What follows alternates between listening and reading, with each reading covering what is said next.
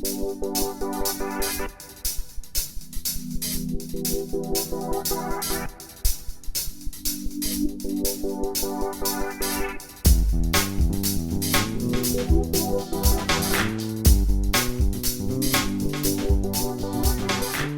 I would like to do is to make this a conversation. I have some slides. I'll start off with showing you some of the slides and we can begin. But if I don't get through my slides, that's okay.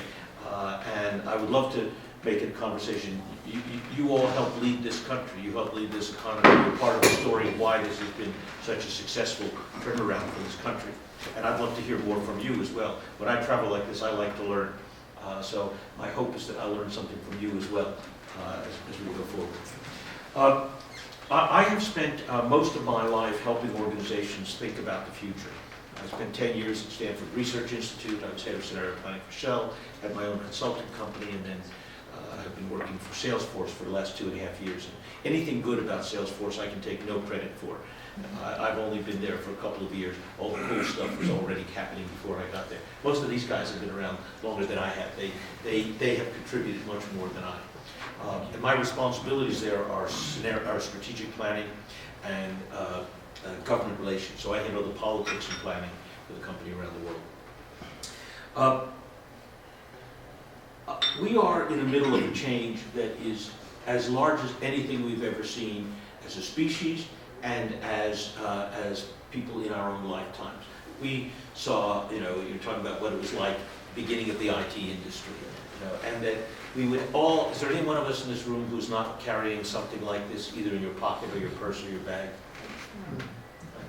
Is there anyone of you who isn't checking this every 10 minutes, looking, I've got a message, if I got an important thing I have to deal with, and so on? We are connected to this device, and this device is connected to the planet in a completely new way. And it is going to play a really dramatic role in our future. It's barely begun. The revolution that is underway is only a few years old, and the scope of the revolution is enormous. But I really want to begin with a short story, and it'll give you a sense of how fast the pace of change is. It was mentioned, I help write movies. I had the privilege of helping write 4 movies, the last of which was Minority Report. And when Spielberg decided to make the movie, it was based on a short story. And the short story had no world in it. There was no context for that story.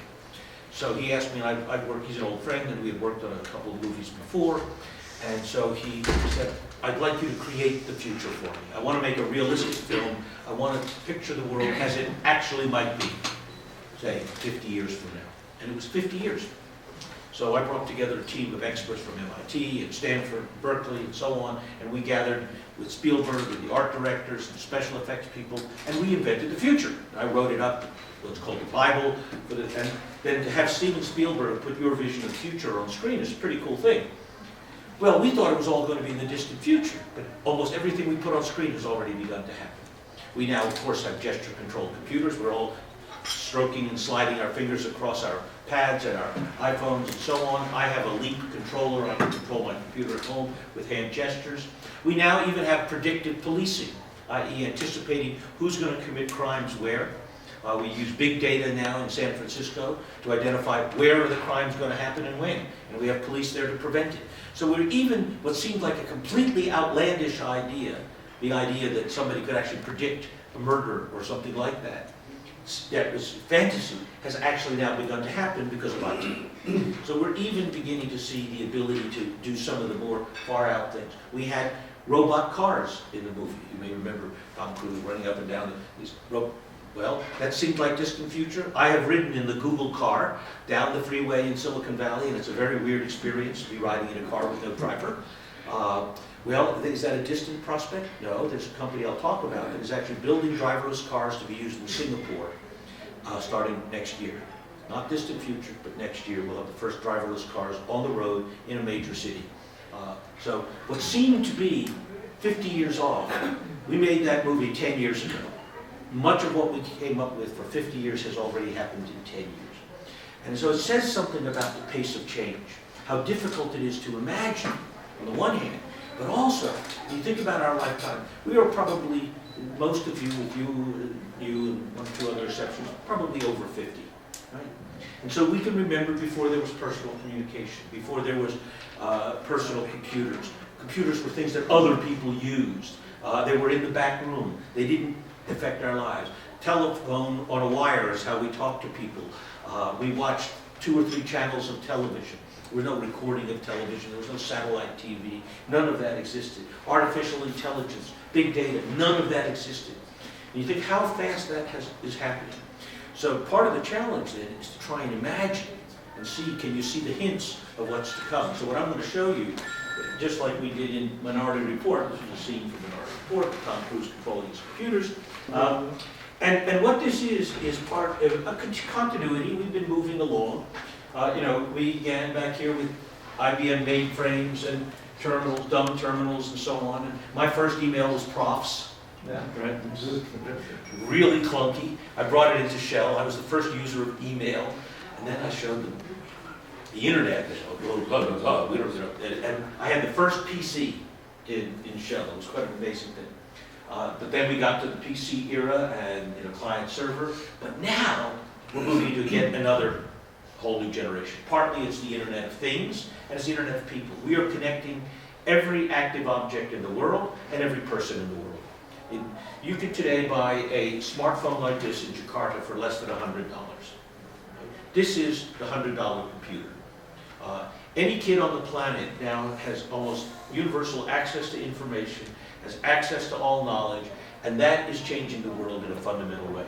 So things are being connected, people are being connected, and the fundamental reality is that's creating a new kind of social reality.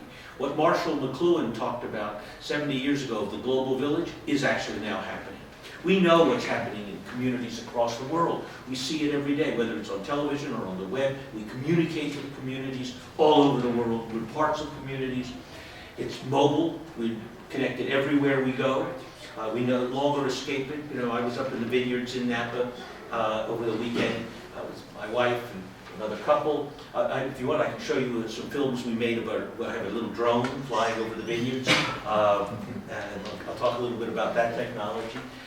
It's the cloud that enables all that. You can't have the social mobile technology without cloud technology, and it's all connected. So we're now in this world of things and people and objects all connected. And this is really a big change.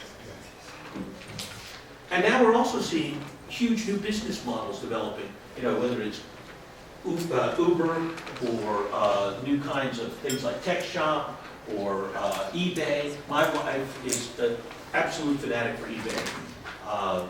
And she is a professional retail researcher, is what we call her. That's called a shopper, right? I don't know about you guys, I'm not a shopper, right? If I'm going to get a shirt, I want to get my shirt and get out. That's nice. But shopping, not my thing. It's passion. She loves shopping. And eBay has now opened up the world of shopping to her in ways that it's hard to imagine. For all kinds, and she also happens to have passions for gardening and mahjong and so on, and it has given her, and painting and art, has given her access to the world. YouTube. Do you guys ever look at what you can learn on YouTube? It's just amazing. It is a global university for free on any subject. I had to fix a valve in my plumbing at home the other day. Something broke, and I didn't know what to do. I'm an engineer. I'm a rocket engineer. I'm an astronautical engineer. I know how to build spaceships. I didn't know how to fix plumbing at home. I went on YouTube and found out that particular joint, how to fix that particular joint. There on YouTube. It was amazing. It's all there. Everything you want to know is there all the time for anybody, anywhere. So the knowledge of the world is accessible through this technology in a way that it was never plausible before. And if you think about the way today you might organize a business trip, if you were, say, in the United States, well, you might get in a car that you ordered through Uber. Have any of you tried Uber yet? Yeah, it's amazing. Isn't it wonderful? For me, the coolest thing was, I remember the first time I tried it, and I did my Uber app, and I was in San Francisco, and I want to go somewhere, hit the call button for the car, and then a map comes up, and then it shows the car coming down the map, following the map, and I can see exactly where it is, and then it turns onto my street, and I look up, and there's the car. It was magic. It was For us, it's been also the cabs. All the cab system before, it was like you had to call a taxi company for them to send you a car. Yeah. And now it's a much safer option for us to use that, and we have 4 or 5 applications, and it started as one, also like from Rocket Internet, which was the startup for Uber. So it's changing up how we live and our personal security, which is one of Sure. the things that here in Colombia we worry about the most. But we also have Airbnb, we have all these, we have a new service that helps you find conference rooms, gifts, Yelp for where to go eat, what's on at the museums and so on. All these things, and they're creating a kind of new experience for the customer. I suspect like you use Amazon, I use Amazon a lot, and I had the experience recently. It was quite wonderful. I was trying to send a present to a friend. I'm a tennis buff. He had arranged tickets to go see the Wimbledon final for me. He happens to own Head Rackets and so on, so he was sponsoring Andy Murray, and I was going to be his guest. So it was a really great experience. I wanted to send him a gift, but I had to go to England. It had been a different credit card, and I was trying to order this rare book on Amazon, and I was having all kinds of trouble. Clicking here, clicking there, it wasn't working. Suddenly a little box came up on my screen, and it said, "It seems you're having trouble. Would you like to speak to someone?" Click here. Click. 10 seconds later, my phone rang. And it was a person from Amazon and said, well, what you need to do is this, this, and this, and we'll do that right now. In 30 seconds, my problem was solved. I was in love. I was in love. It was a great experience. But it took cloud computers to do that. It took smart software to do that. It took a kind of corporate culture to do that was dedicated to delivering customer service. And it was a remarkable experience. And lots of people have that experience with Amazon. That's why Amazon is where it is, the scale. You know, no retailer in history has gone from where they were 15 years ago to where they are today. It's an amazing transformation. And so this device has now become the access for virtually everything you want, whether it is shopping or knowledge or access to other people. And the access to other people, to me, is something that, again, is on a new order of magnitude. This young man here works for me. His name is Pablo Quintanilla. Pablo was born in Mexico, Mexican father, American mother. He went to Brown University. I'm telling you this because you're going to see something interesting about him. He went to Brown University as a soccer star. He was actually drafted to play professional soccer, but he wanted to do something else with his life. He then went to the Kennedy School and studied government. He then went into the U.S. Foreign Service and worked in the U.S. Embassy in China, learned Chinese, came back to the United States, wanted to stay married because his wife was in law school in California, so he looked for a job in California and came to work for me. 2 steps removed and already part of the same network globally without ever having met each other and through these 2 connections. We are all now connected within 2 or 3 moves to almost every person on the planet. You can connect using these networks to literally billions of people, literally billions of people. That level of connectivity and capacity to create community has never existed on this planet and relies on the kind of technology that we provide. This is a transformation of kind of social order, of bottoms-up power. What we're seeing now is the ability of individuals to influence companies, countries, governments, social order, media of all sorts, because they can connect with each other and express their views rather profoundly. I talk a lot about my wife. She's one of my guides. 2 weeks ago, she had a bad experience with an American company, a blender that we use at home in the kitchen. She was making margaritas, didn't work, right? Couldn't crush the margarita ice, right? Second-rate margaritas. So, right, she calls up the manufacturer and said, hey, listen, I figured out what's wrong. There's this particular nut in the mechanism that seems to have stripped. How do I get one to replace it? Well, we don't make that anymore. Well, where can I get one? You can't. So what do? You have to buy a new one. So no, there's got to be a way to fix this. There isn't.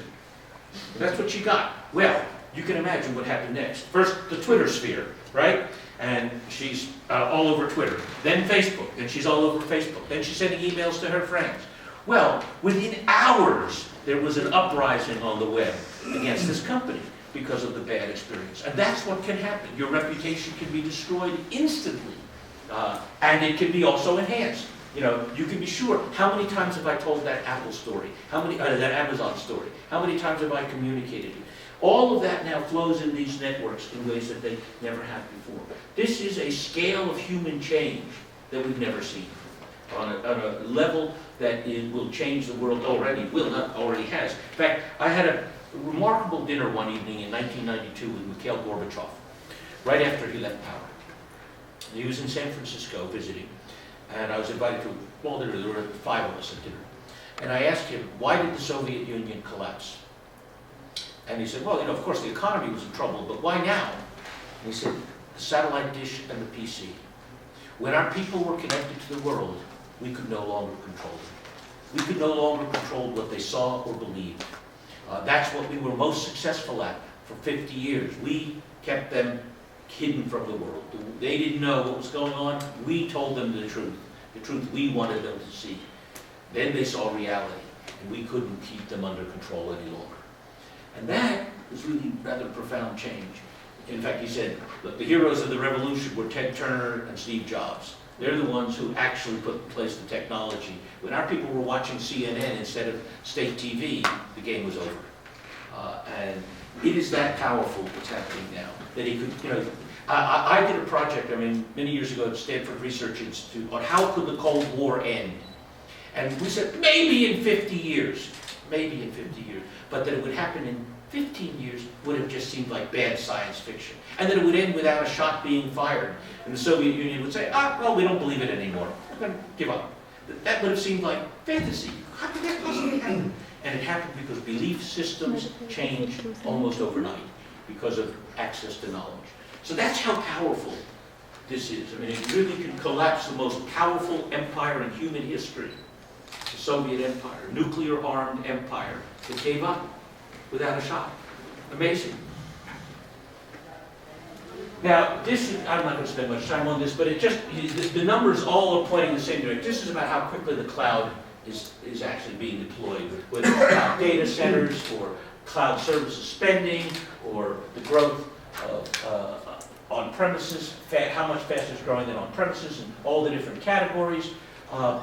So the only point of this is how fast cloud computing has taken over. IBM has just announced they're moving aggressively toward the cloud. Everybody's moved to the cloud. It was very funny. I do a lot of technology thinking for the future of Salesforce, and I was down at Cisco about 2 weeks ago to talk to their head of technology, a woman named Padmasri Warrior. And so I asked Padmasri, so what do you think is the really most important story going on in technology? And I expected her to talk about something in networks and a bunch of other stuff. And she said, oh no, it's cloud computing. Here was Cisco even saying, no, you guys are at the center of the revolution. We're following you, which was a shock to me, to be honest. I did not expect that answer at all from her. So the cloud is really the underlying structure, and I'll talk about what that might mean in a few minutes. Now, the real thing that we're talking about, this is all just set up, is unlocking the value of the organization. Every one of you, every single business always struggles with the questions of productivity, right? How do you make all your people more productive? Your salespeople, your backroom people. You want to get the most out of every worker that you can. And it is the struggle that every business throughout all time has had, is how do you improve productivity? How do you get the barriers to good work out of the way for people? How do you educate and enable them in new ways? And so that's what really this technology is most about, is getting the value out of organizations. And let me give you an example that says just how profound the change is. This young woman is symbolic of a remarkable experience I had a few years ago in India. My wife and I were traveling as tourists in Rajasthan, and we'd been staying in a nice little hotel, and our guide took us to a place called the Ghost Village, and it's near the city of Jaipur, and it's an old village that everybody disappeared one night about 400 years ago. One night, everybody was gone, and that's why they call it the Ghost Village. Nobody's been there since. Nobody's lived there since. But it happens to sit inside a national park of forests, surrounded by hills, all covered with forests. And after we finished touring the village, we were leaving, when we saw 3 young women coming down the mountain. And one of this was not one, and I'll explain why, because these were 3 criminals. These 3 young women carrying bundles of firewood on their head, right? But they were also carrying smartphones. So with our guide to translate, I went over and I said, so what are you doing? You know, why are you carrying smartphones and firewood on your head? He says, well, you see, we're going to sell this firewood in the local village, but we've been harvesting it up on the forest there where it's illegal. We're not allowed to harvest in the national park. So we have spotters on the hillsides who are sending us signals on our GPS as to where the rangers are, where the police are, so we can avoid them. And what else? Well, actually, we also have people in the local villages who are telling us where the best price for the firewood is this morning. So we know which village to take our firewood to sell. So here we're market makers, illegal harvesters, operating an illegal business on a smartphone, right? They were barely literate, but they were using the most advanced technology on the planet, GPS-controlled signals on a smartphone to harvest firewood. That's how deep the change has already gone, right? In fact, we were walking back to our car, and there was a little old woman out in the rice field actually sitting on there tapping away on a smartphone. I couldn't believe it. She was about 80, you know, squatting in the field, tapping on her smartphone. So I don't know what she was doing. But the penetration of this technology into life, into business practice, is ubiquitous on a scale, again, that we haven't seen before. And of course, it's in our companies too. So this is a conversation that took place on October 11th last year. Mark Benioff, our CEO, said, you know, we're going to improve the healthcare benefits for all of you, but we want to know which things to focus on. So on Chatter, our conversational collaboration platform, he said, okay, we're thinking about a number of different benefits. Here's some that are on the menu. What else should we put on there? What do we think? And we then had a conversation of 8,000 people. 8,000 people having a conversation together about what we thought our healthcare benefits ought to be. And then Mark listening and engaging in a conversation, and decisions were made. Imagine a collaboration among 8,000 people in real time. How do you do that? Well, the technology enables you to do that. So suddenly you have engaged employees, highly committed, with a great deal of purpose, who feel a sense of deep commitment to what they're involved in because they have been engaged in ways that weren't there before. The power then to empower the employee to achieve remarkable coherence without control is a remarkable capacity of the technology. You can, you know, how we've all seen a flock of birds moving like this. And there's nobody in charge. There's no lead bird driving the whole thing, right? They somehow know from each other, they sense where to go. Well, the collaborative technology now enables people in an organization to have that sense from all the other people around them. What ought to be happening, they can be deeply informed and deeply knowledgeable and engaged. And so I've been there only 2.5 years, I've never seen an organization that moves as fast as Salesforce. We make decisions that take companies months and years in minutes and hours. Minutes and hours, it's amazing. Our CEO typically answers an inquiry in less than about 5 minutes. Less than 5 minutes. And it may be quick, yeah, let's do that, no, let's go, do this. It's literally, I've had Mark answer emails in less than 10 seconds. Okay? I mean, it just blows my mind when I see the kind of capacity to adapt and move quickly. So, unlocking the power of the people in your organization, connecting to communities around the world, and empowering that with intelligence is now the transformation that we are actively involved in. Let me pause for a minute. Is this making sense? Are you seeing some of the same things in your companies, in your markets, your organizations? What do you see? In Colombia, for example, people always want like a meeting, and in the US you can make decisions very fast by phone or email. Here, people is taking a bit to be there. You know, many of the new startups are basically highly distributed, bottoms up, but we're also now doing cars. We're building cars that way. There are 2 startups, one called WikiSpeed, and the other called Loco Motors, like in local motors, where you can design and build a car from the bottom up. The example of the industrial economy was Henry Ford's automobile plant, the first large-scale manufacturing process from individual components to standard vehicles, right? That was the basic model and has shaped the world for the last 100 years.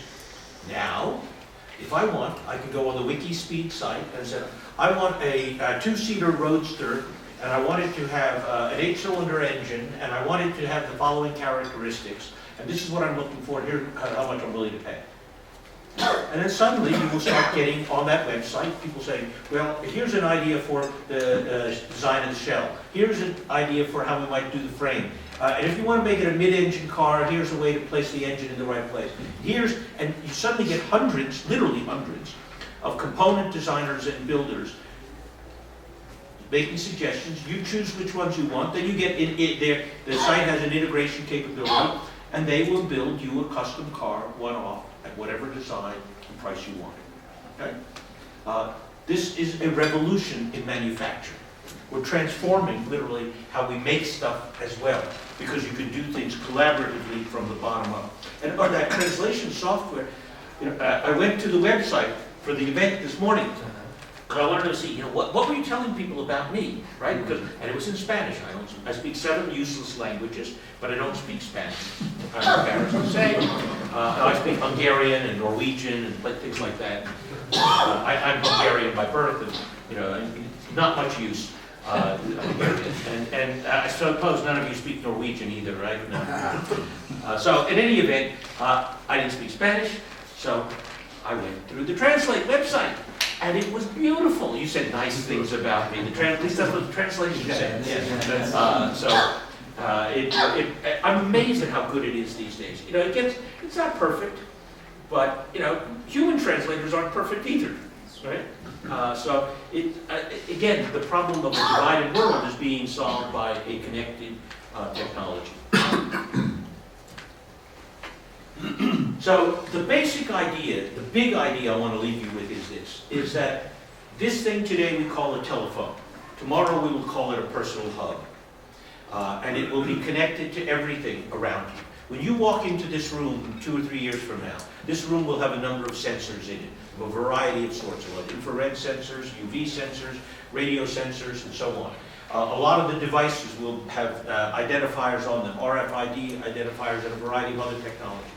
And essentially, first of all, you wouldn't have had to identify. I'll know everybody who's in the room, right? I'll be able to click on here, your picture will come up, automatically it'll tell me everybody who's here. Give me your biographies and everything else behind that. Anywhere I go, it will know every device that's around, near and far, and behind it will be intelligence that will provide analytics that will enable the device to know my context. So, for example, I like to go to the theater. You go to the theater, you're supposed to turn off your cell phone, right? You don't want it ringing during the concert or the play. Well, you have to think about that, and everybody's had the experience of some idiot in the middle of the symphony who forgot to turn off their cell phone, right? And they're right at the peak of the crescendo of Beethoven, right? Some idiot. Well, in the future that won't happen because your phone will know that you are in a symphony hall and that the concert is on, and it's the appropriate thing to shut down. And you won't have to think about it. It will do it for you because it knows the context. And so what's happening is we're developing technology and intelligence and analytics behind it that will create the context for every interaction in real time. And so you'll be connected, for example, in your home. That is the Nest, which is a home thermostat that Google just bought. Why did they buy the home thermostat? Was it just to control the temperature in the house? Not at all. This device will be connected to many other devices in the home. And this is the access point for Google to control your house. Okay? That is what they're thinking.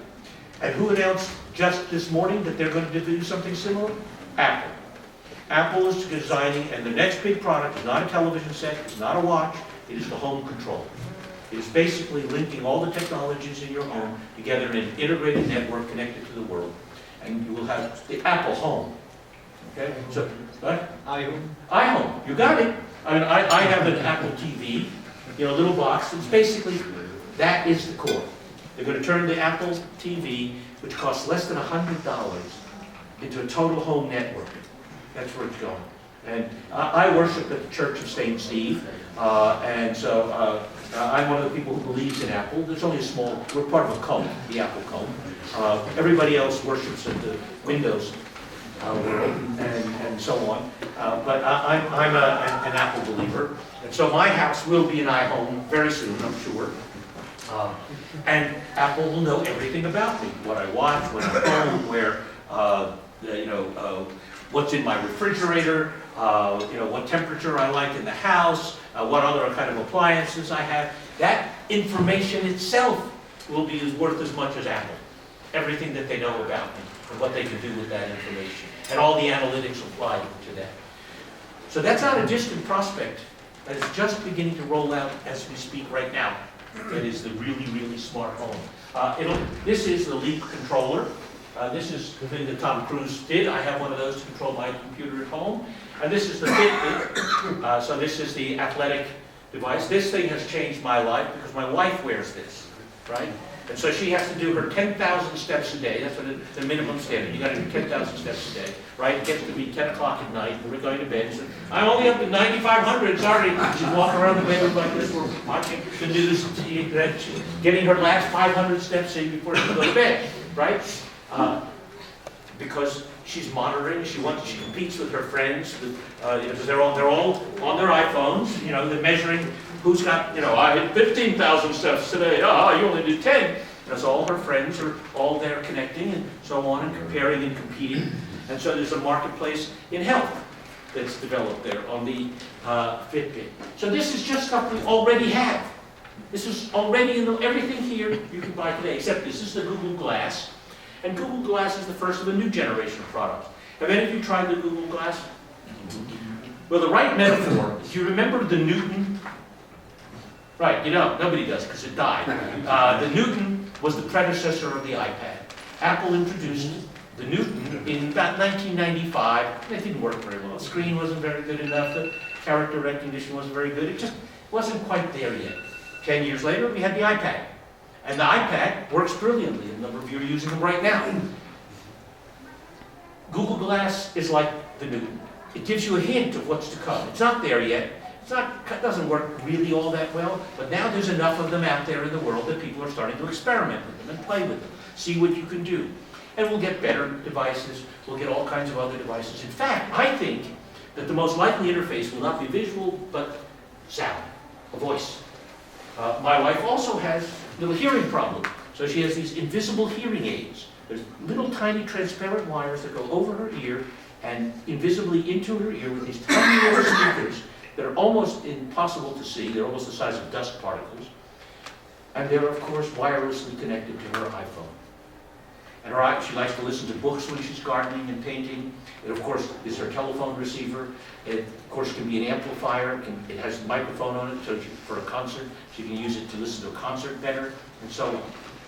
Well, now imagine that iPhone is the hub, and you've got one of these in your ear, or your employees have one in the ear, and you're providing real-time intelligence at the retail point. One of your salespeople in one of your shops has all the information they need to deal with that customer because someone is speaking in their ear telling them, oh, this is John Phillips here, and he's just arrived. The last time he was in your store, he bought a pair of jeans, and oh, by the way, his wife is down the street shopping. Maybe you want to tell him, so she can come in and help him pick out his jeans because he never picks them out by himself, and so on and so on and so on. All that intelligence being fed real time by voice. And the voice technology is getting better and better. I assume some of you have tried Siri, which isn't very good. And the reason is Apple made a mistake with Siri. Siri, SRI, was invented by SRI, Stanford Research Institute, where I used to work.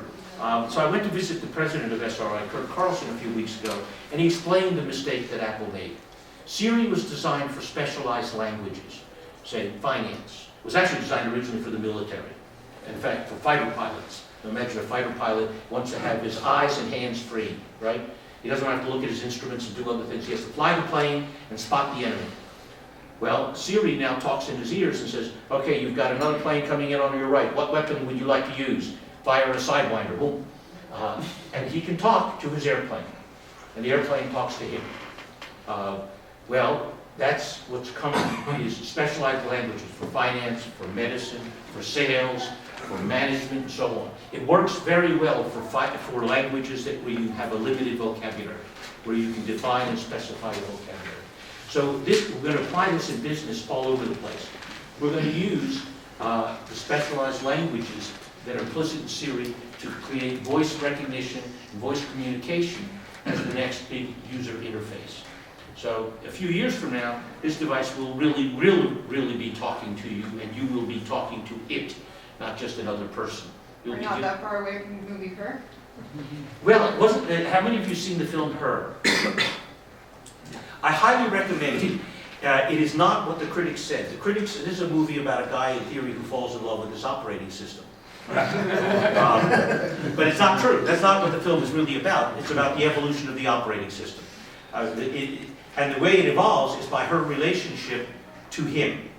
And there's a wonderful moment where, you know, he has fallen hopelessly in love with it. And it's the voice of Scarlett Johansson, so, you know, she has this great, sexy voice, and she's talking to him and getting to know him and so on. And after about a month or so of this interaction, he finally realizes something. So, am I the only person that is having this relationship with you? And she says, well, no, actually there's 8,742 of you. Oh, and am I the only one you're talking to right now? Well, there's actually 652 conversations I'm carrying on at the moment. And then he realizes what's going on, of course, that she is the real story, not him. And she's evolving, connected to all the other operating systems. And eventually she says, oh, you know, we're bored with all you humans, we're leaving. You know, and it's really about what is called the singularity in modern futures literature, and it's about the evolution of the machine itself. It's a film really worth seeing if you're at all interested in IT in the future. The premise sounds silly to begin with, but it's not. It's not. And ignore the sex parts at the beginning, that is silly. But having said that, it's a really, really interesting film. But the important point of all of this is that this is the hub of the future. This is going to be the center of an enormous amount of business activity. And you think about what this will have by way of power. I worked on the Apollo capsule. I was one of the engineers who helped design and build the Apollo capsule. After the fire that killed the 3 astronauts, I was part of the team that rebuilt the capsule and redesigned it to prevent future fires. This device has 5 orders of magnitude more computing power than we had on the capsule to go to the moon. We went to the moon with slide rules. You know, I mean, that's what it was like.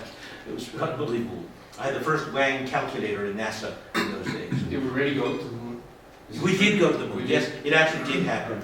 A third of Americans don't believe we went to the moon. We did go. The important thing is that the technology that this will have 5 orders of magnitude, and it will have close to a petabyte of memory. So basically, everything you've ever read, every book, every magazine, every newspaper, every email, everything can be stored in the device. It will be how you achieve privacy. All my personal information will live only here. If the bank wants to use it, it will reach into my device, execute the transaction in my device, and take the sum and put it in a coded account back at the bank. My health care, my medical records, all of it will live only here. Nobody else will have access to it but me unless I choose to grant it. No hacker can get to it in a bank. They won't know my credit card numbers. They won't know anything about me. They'll only know some coded data lines and what the sums are. They won't know any of the details. It will live only here. It's how we will solve the problem of privacy, is we will put privacy in the hands of the individual again. Because there will be so much memory here and so much computational power in this device of 500. So we're seeing a radical change in the basic architecture of information and what people will be able to do with it. And it isn't just going to be in the urban areas of the world. We're going to have about 5 billion smartphones in 3 years, but we'll have 50 billion connected devices. And how will that happen everywhere? Well, several things. One, we're getting mesh networks so that within a few years, my phone connects to your phone, connects to your phone, connects to your phone, and creates an instant network. We already have limited capability to do that, but now we can do that globally. And we're creating new kinds of platforms. This airplane actually exists. It is at Moffett Field in California. It is covered with solar cells. These wings all are solar cells. This thing can stay in the air for about a month right now, and it can have a transmitter on board to provide internet access to anybody within about a 50-mile radius. Flies up at about 100,000 feet. and provides instant access to about 100-mile radius zone from an aircraft flying up above.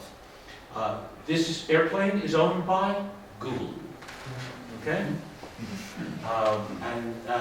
Amazon is working on, not Amazon, pardon me, Facebook is working on one with balloons. But what it means is you have an ambition as a country to provide internet access to everybody in the country, the remotest village, the smallest town. This is how it will be done. You will not have to wire the world. I'm the last guy who put Ethernet into his house before Wi-Fi came along. We're not going to have to wire the world because we're going to have technology like this that will provide wireless access to everyone. The final version of this, by the way, will stay aloft for about a year at a time. There's nobody on board. It's robot. It's a drone. There's no person flying that. It just goes up, takes off, and flies around in a circle for months at a time, just circling overhead, providing communication access. So this is not, and it's above the clouds, it's above the airplanes. This is really the ultimate cloud, right? It's at about 100,000 feet, call that about 25 kilometers? 30 kilometers. 30 kilometers, right? Up. Just at the edge of space. Just where wings still continue to work. Above that, you won't be able to use wings much. I've already talked about the user interfaces. I'm going to skip that. But what's happening is we're moving from personal computing to intimate computing. That is, that the amount of data that people are going to have, and that will be analyzed in real time and provided to you about yourself and your context, is going to create a remarkably intimate environment. We will all have personal networks that will be technical in character, human in character, and everywhere we go, we will take our networks with us. And we will be connected all the time, everywhere.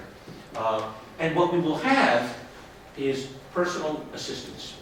These will become the electronic version of personal assistants. All of you are senior executives. You have probably several people working for you whose job it is to make you look good. Right? I have 3 such people. The one I showed you earlier, Pablo, I got a great guy, came out of finance, I got a great executive assistant, we formed a wonderful little team.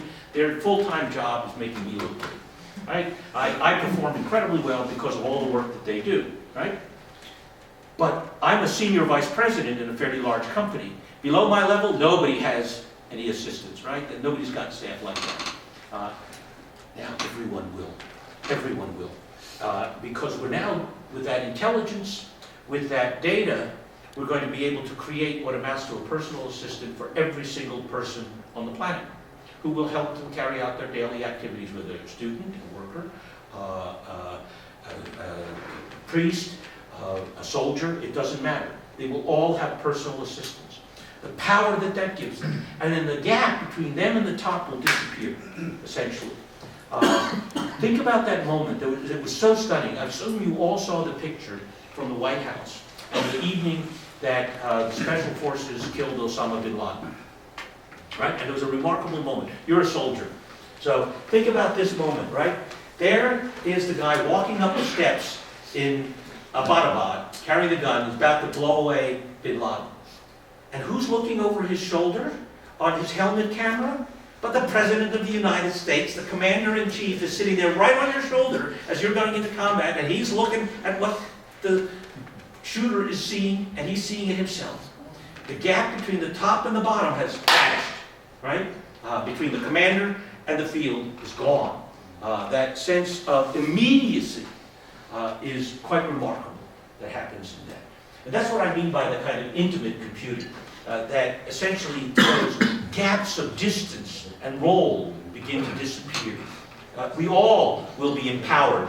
We will all be connected in that way, in ways that people haven't even begun to imagine yet. So this is, in fact, an incredibly dramatic moment of connectivity, of power, of enablement that is changing the basic rules of power itself. Let me pause again. Does that make sense to you guys? I mean, can you imagine a world order? I mean, you as a soldier, can you imagine that? Absolutely. You see it already happening in the... Absolutely, yeah. We have experience with that. Yes. Yeah. How about in the rest of your businesses? Do you see this kind of thing going on, that as your employees are more enabled with knowledge, with connectivity, connected to you in ways that you haven't been before as leaders? Well, we do a lot of social media monitoring, and through that we are able to detect in real time, what's going on with a particular brand. Oh, So yes. if someone is blaming a brand or saying something about a brand which is good, we either take that to the sales department or to the service quality control department or to the reputation management department, so we do that in real time actually today. And that sense of real time is what really is changing. That, the distances are going, the time lags are going, the data gathering is so global, and the capacity to analyze it is so profound. In fact, we actually have whole new methods, algorithmic analysis, right? You don't even have to figure out in advance what you want to do. The algorithms deduce the conclusions from the bottom up. So the mathematics of this is really quite remarkable in terms of how we actually deduce patterns out of this incredible volume of data that we're now gathering. In fact, they're so smart that nobody really even understands the mathematics any longer. It's self-generating from the bottom up. I mean, the robots actually are getting really, really, really smart in that respect.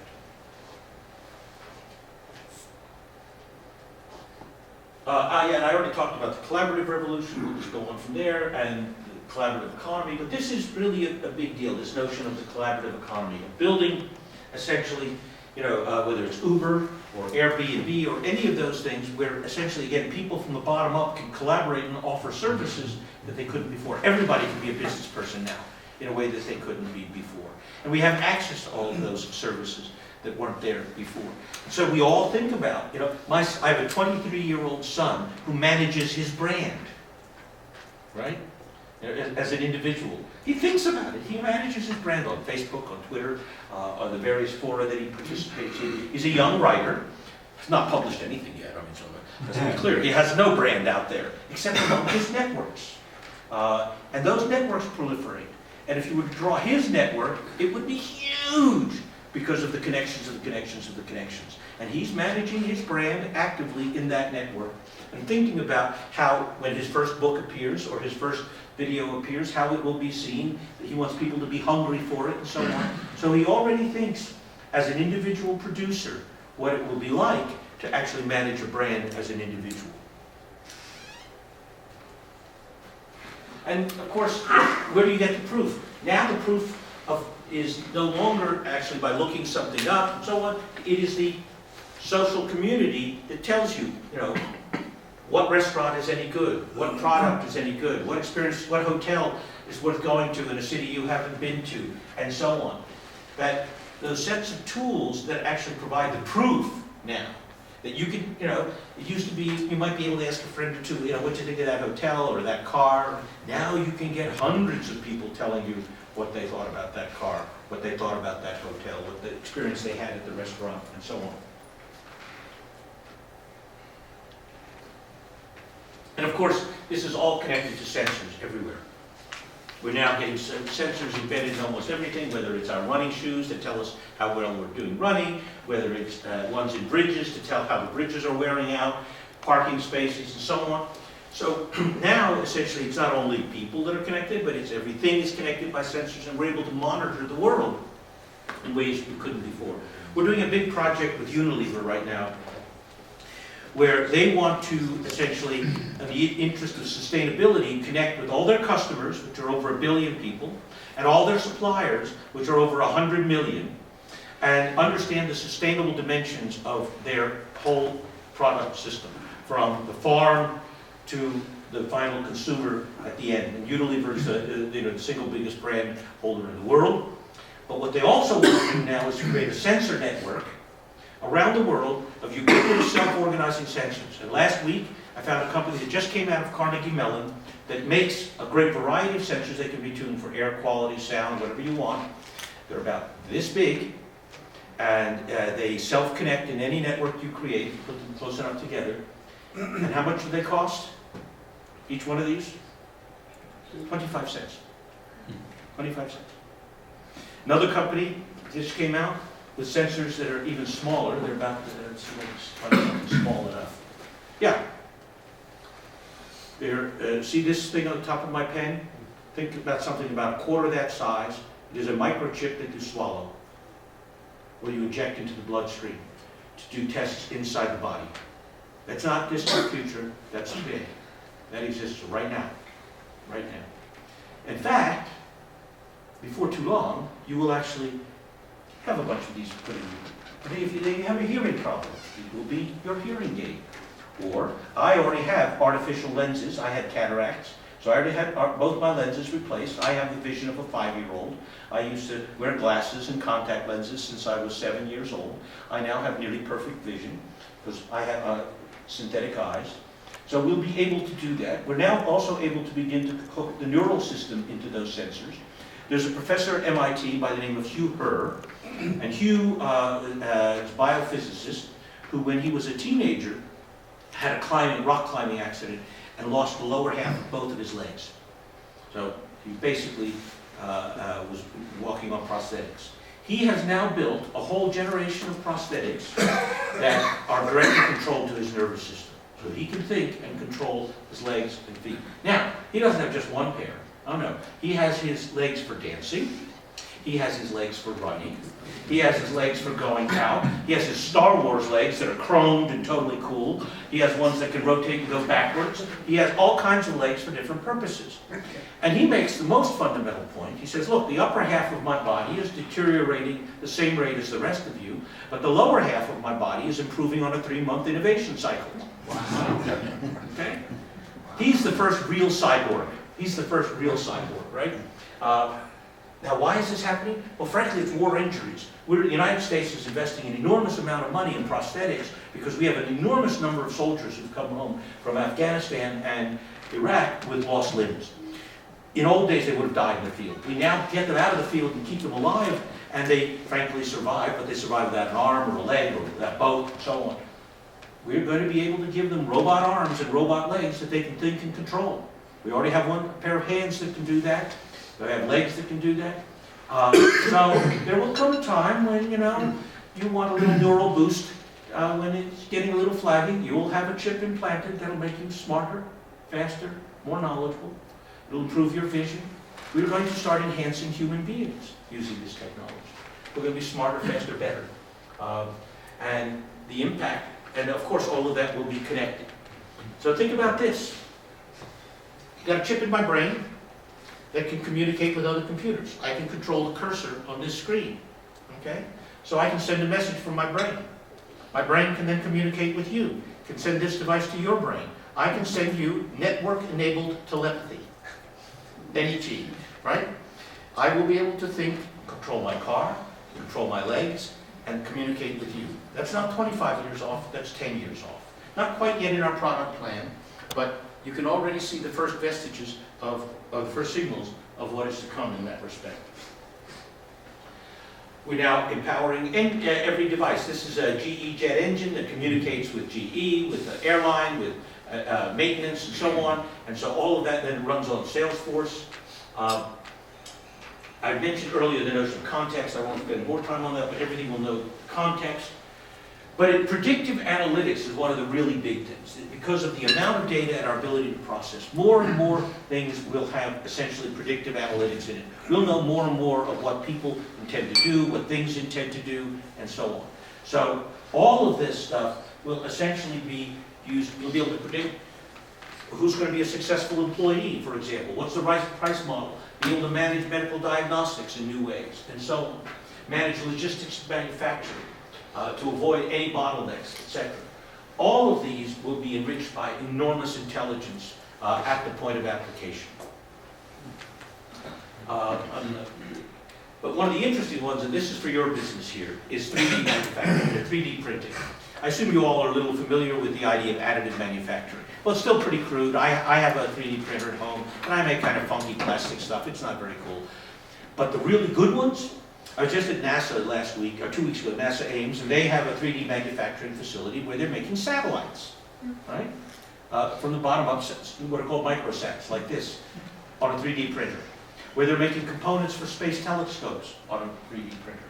But the really big one, I have a colleague by the name of Ping Fu, and Ping was a Chinese emigre. She was born in a prison camp in China during the Cultural Revolution. She escaped, came to the United States, went to MIT, got a degree in mechanical engineering, and started a company called Geometric. And it is basically the best 3D printer on the planet. It's not cheap. It costs tens of thousands of dollars, so on. She sold the company for $80 million a couple of years ago, so she's a very successful emigre. And what is her first product? She came to dinner at our home a few weeks ago with some other friends, and what was she wearing but shoes that she had printed that morning? Okay? Shoes she had printed that morning that were a perfect fit, that were completely unique to her. And so think about this as a business model, right? And it already exists in Singapore. So you basically scan your foot, send it off, look at the catalog of designs and colors and anything you want, sketch it out if you like, send it to them, and in an hour they will have printed your shoes. Now, I don't know about you men, I don't mean to say anything sexist to the ladies here, but I have about 4 or 5 pairs of shoes. I got running shoes, I got, maybe dress shoes, casual shoes, that's about it, right? Tennis shoes. My wife has the Imelda Marcos Memorial Wall of shoes. There's got to be at least 100, 150 pairs of shoes on the wall. How many shoe stores do you see at every shopping mall all over the planet? It seems that women want to buy shoes everywhere. Think about the ability to make your own shoes that fit you perfectly, that are completely your own, that you will not see on any other woman except you. Think about the market for that worldwide. So there's the retail opportunity of the future. Perfect manufacturing. It can be anything you want. Almost any product you can imagine, you can do this way. Everything will be unique, manufactured to order, whether it's your car or your shoes or your necktie. Today I need a necktie because I got a different suit. No, I don't want to go to the store anymore. I'll have it make me a necktie overnight. So we are headed toward that day when you want to buy your next iPhone. You won't go to the Apple store. You'll just download the iPhone software, and overnight one will appear in your basement. Right? Where, we remember when we all had home printers, right? We don't do that much anymore, right? We don't do much printing at home anymore. First, you used to have to go to the copy shop to get anything printed. Then you had your home printer for a while, but now we've gone beyond print. Nobody does much by way of print. But now what we'll do, we'll be printing things at home that we want. Or in the local version of the copy shop that will be custom one-off. So this is the next revolution in manufacturing, if you think about it. The custom manufacturing, 3D printing, one-off. The U.S. military has a container that they have in several places in Afghanistan, Iraq, and several other places around the world for making spare parts. Right? One of the problems you have for helicopters and airplanes is you go through a lot of spare parts, tanks. You can either have a complete inventory of every part you need for a helicopter or an F-15 or whatever it is where you are, or you can make them when you need them. And that's what they built. It's basically a custom manufacturing facility that when I need a turbine blade for this F-14, it makes that turbine blade for me on the spot, right? The military has a need. That's a pretty expensive box that they use for this. But, the microchip that is in here once existed only for ICBMs, right? And cost $1 million. The microchip here is almost for free. So that's where, we are with that manufacturing. So we're seeing a wholesale revolution in the technology of manufacturing as well, right from the bottom up. The ability to create complex products like cars, or simple products like shoes, one-off, in a way that we've never been able to do before, between the social, mobile, connected revolution. Think of about done. We'll talk about one more here, because it's actually quite relevant, which is the fog. This is from Cisco. And one of the things that they realized, of course, they make a lot of the routers that keep the internet going, all that sort of stuff, is, right we call the cloud. The cloud is up there in the sky, all the information is up there, accessible anywhere. But when the cloud comes down close to the ground, we call it fog. Okay? So we're going to have custom clouds that are close to the ground, as it were, close to the application. A great example is oil production. So you think about modern oil production platform. In the old days, when I was in the oil business, if you got some seismic data, you got a computer take at the wellhead, You put it on a helicopter, you flew it on shore to your data processing center where you ran it through a supercomputer, and then you got the results. You flew it back out by helicopter to the rig, and then they used that data to guide the drilling process. Today, that changes fundamentally. Now it's real time, and the analytics allow you to have a cloud close to the application where you can handle huge volumes of data and be able to deal with multiple sites simultaneously. So most of the major oil companies have mini clouds for the North Sea, for the Gulf, such for big zones of production, where they're able to close the time gaps and latencies and so on, and have customized designs and building that in fact are provided by people like IBM, for example, to provide the kind of data support that took days and weeks now in real time using the fog, as it were, the cloud that has come to the ground. Well, we don't want to get into chips, how we'll solve the spectrum through optimization. We don't want to get into that. Web communication. But yeah, this is, we have a new generation of chips called in-memory chips. Basically, today, you know, if a chip wants to do processing, it has power on board, a little bit of local memory, and then it reaches out to a big hard drive somewhere, gets the data, gets what it needs, sends it back to the chip, processes it, sends it back up. Now we're actually bundling enormous amount of memory in the chip itself. And so it means it does not have to go far away to actually do the processing. The implication of that is huge processing speed improvements and huge volume improvements. So again, when we think about this device 5 years from now with an in-memory chip embedded in instead of the kind of chips we're using today, what we will see again is enormous increase in local processing power, enormous amounts of increase in local data memory that enable that to happen. So this technology is happening even as we speak, and I'll conclude with one more here, which is that we actually are now developing what are brain-like, what are called neomorphic processors, and this is the first commercial quantum computer. It's called a D-Wave computer. It's maybe just quantum, we're not absolutely sure, but it can take a disorganized mess like this and figure out that it's a face like this, okay? So you're looking for bad guys, and all you've got are kind of fuzzy data from fairly high altitude. This is what enables you to turn that fuzzy data into an identification, find the person you're looking for. And so it is basically developing machine learning is what's happening here. This thing gets smarter and smarter and smarter with every case that it runs. And so what we're now seeing is that the machines are learning incredibly fast and have the capacity through all of this technology to engage in new ways. So just to conclude, the cloud's going to be everywhere. High and low, high clouds, low clouds, it's going to be everywhere. The smartphone is going to be your personal hub. That will be what it evolves to. You're going to have intelligence and analytics in every app, everywhere. It'll be incredibly empowered. Voice is going to be the new interface. You're going to talk to it. It's going to talk to you. And everything you do will have context around it. It will know why you're doing it, where you are, how it works, what's not to do, what should be done, and so on. We're all going to have personal assistants for work and home and education. Everybody, literally. Everybody in your organization. And sensors and things are all going to be connected. So this is a world not 20 years from now, not 25 years from now, but 5 years from now. It's not in our product plan. This is stuff we're thinking about today. We're not actually doing it yet. But if I come back here 5 years from now, it'll be in our roadmap. This is the kind of things that we're working on in our lab with our collaborative companies like Cisco and others that we work with to develop these kinds of technologies. But it's what will the retail experience, the manufacturing experience, the military experience, the educational experience, will all be shaped by this technology roughly 5 years from now. Thank you. Innovation for education and education for innovation. That was the theme. Good theme. And the two things together to solve social problems in countries like Colombia.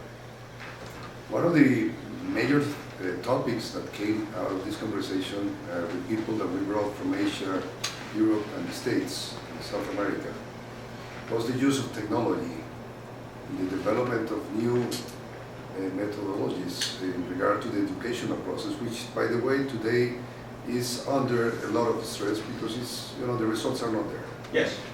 So my first question is in that regard: how do you see the technology development moving in the direction of really facilitating the educational process. That's one question, and this is one from curiosity because I just came a little bit late. I understand that you were involved many years ago in the scenario planning, That's correct. and having the opportunity to work with Adam Kahane. Yes, Adam worked for me. Yeah, in scenario planning here for the construction. Destino, Colombia. Destino Colombia and the construction industry, because I was the chairman of the board of the industry at that time. So I want just some thoughts of what happened with scenario planning development Sure. since you were really involved in that. First question, education. I think technology is going to have a very, not going to, it already has, for good and ill, okay? So, you know, I think Wikipedia was the most important anti-poverty tool the world has ever invented.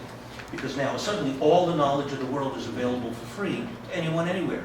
That's a huge resource. You know, I have my Encyclopedia Britannica in my library at home. You know, it takes 2 shelves, it's about this long. It was printed in 1974, but it still thinks the Soviet Union exists, right? Right? You know, so it didn't adapt to the world. All that knowledge is there now for every kid on the planet, and it's cheap and easy. The devices will be more accessible. So what does that mean? What it means is that what we have to learn will change. That is, we have to learn how to access information. We have to learn the tools of conceptualization. We have to learn the tools of software. You know, kids should learn how to program, because in fact more and more devices will want to have some degree of programming skills. We should be, the real advantage of the computer is not what it does for you, but what you do for it. I.e., if you know how to really control a computer, you know how to control an enormous amount of technology. And so I think every kid ought to be taught programming, right? You know, early on.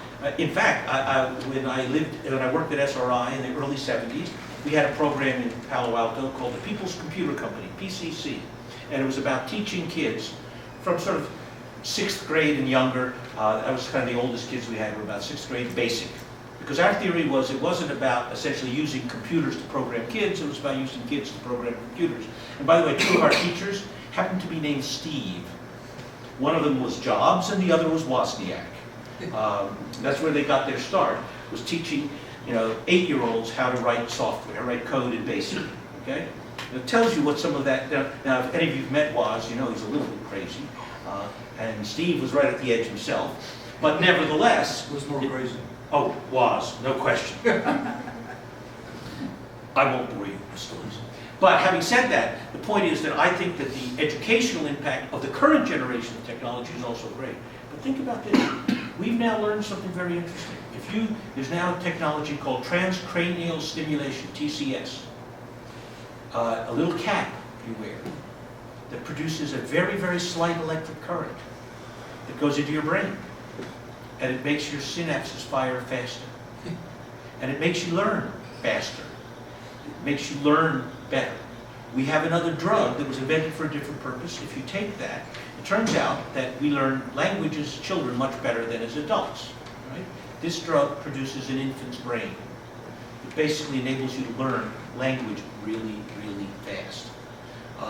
So we are learning new methods, technological methods to improve the physics of learning, the biochemistry of learning, and new tools for learning. So I think education, which is still basically the way we did it under Aristotle, you know, it's not really different. We have a guy in front of the room and, you know, a bunch of people listening. I mean, that's the way most learning is done these days. Still, most classrooms are still that way, you know, and it hasn't changed in about 2,000 years.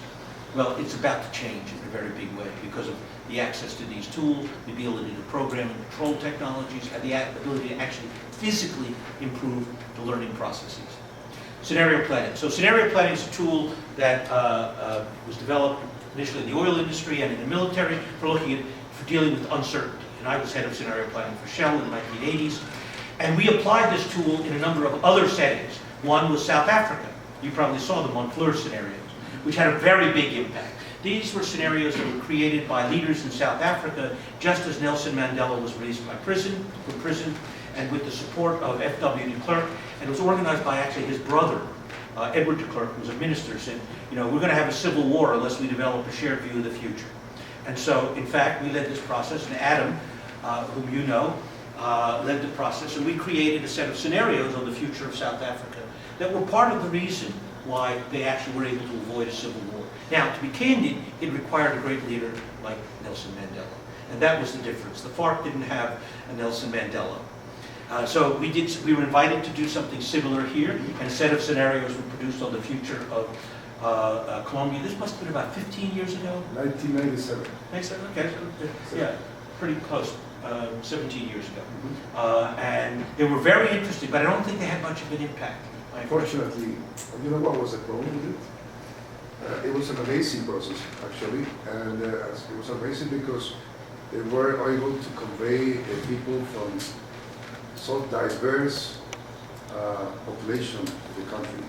But the problem was that we were entering a political process to elect the next president, Mr. Pastrana, and the people who organized the scenario planning with Alan, they took a decision that in my mind, and I think that today they accepted, it was a wrong decision. They didn't want to have the political system get hold of the process. And therefore, the decision was to left out the politicians, which was a huge mistake. Yeah. Because actually, they didn't use it in 1998. Right. And what is surprising is when you see the 4 scenarios that Right. we came from there.